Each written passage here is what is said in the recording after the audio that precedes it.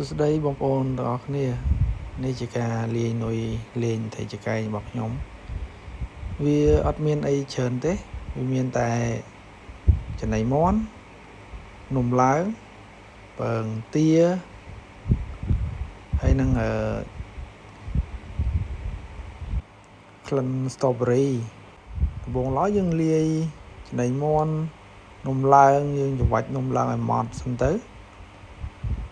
ដូចឃើញក្នុងវីដេអូស្រាប់តបមកយើងដាក់ក្លិនstrawberry ចូលយើងដាក់ល្មមហើយយើងសន្មតថាវាអាចធំក្លិនល្អយើងដាក់ហើយតបមកយើង